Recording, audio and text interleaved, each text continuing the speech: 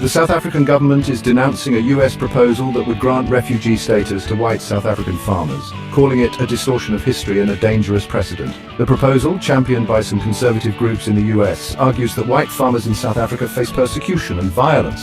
However, the South African government vehemently denies these claims, pointing to ongoing efforts to address land reform and racial inequality.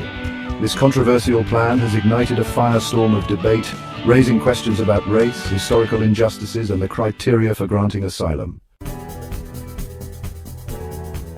After months of escalating tariffs and bitter rhetoric, there's a glimmer of hope in the US-China trade war. High-level talks between the two economic superpowers are set to resume, raising hopes of a potential breakthrough. The trade war has rattled global markets and strained relations between the two countries, but with both sides feeling the economic pressure, there's a growing sense that a deal may be within reach. We'll examine what's at stake for both countries and the potential ramifications for the global economy.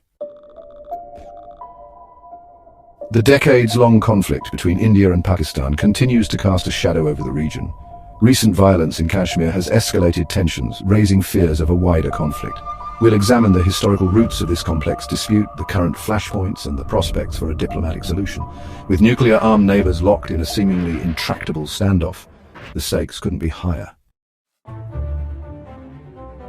Chapter 4 blasts rock Indian Kashmir, Amritsar as Pakistan conflict escalates.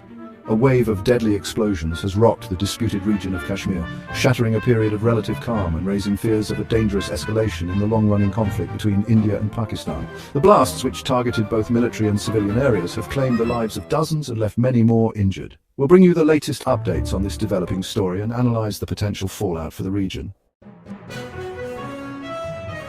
Chapter 5 exclusive. Iran to send missiles to Russia in major escalation. In a move that is sure to send shockwaves through the international community, sources are reporting that Iran is preparing to send advanced short-range missiles to Russia. This development marks a significant escalation in Iran's military support for Russia's war in Ukraine. We'll analyze the potential consequences of this arms deal, including the impact on the battlefield in Ukraine and the potential for further isolating both Iran and Russia on the world stage.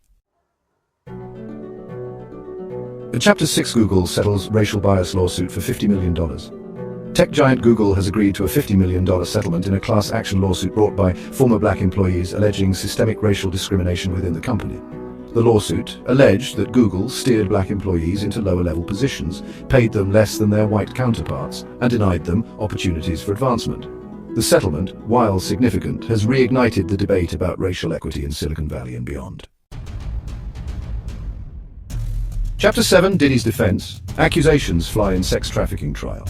The high-profile sex trafficking trial of Sean Diddy Combs is taking an unexpected turn as his legal team prepares to accuse his ex-girlfriend of engaging in domestic violence.